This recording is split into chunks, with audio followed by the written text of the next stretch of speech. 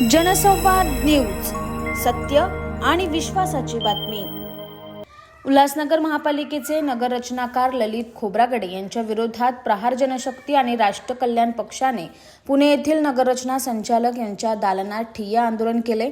यावेळी संबंधित प्रकरणी चौकशीचे आदेश देण्यात आले।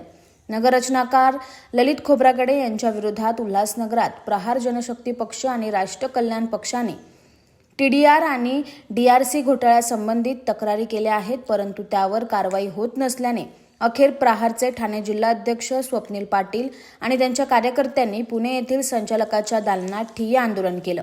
तसेच कल्याण डोंबिवली हद्दीतील DP रोड फेरबद्दल 65 इमारतीवरील तोडक कारवाईने अनेक लोक बेघर होणार आहे, परंतु अद्यापही एकही संबंधित नगररचनाकार किंवा अधिकाऱ्यांविरोधात कारवाई झालेली नाही। या संपूर्ण विषयी प्रहार आणि राष्ट्र कल्याण पार्टीच्या कार्यकर्त्यांनी संचालकाच्या दालनात काही काळ गदारोळ घातला। यावेळी संचालक यांनी चौकशीचे आदेश दिले आहेत।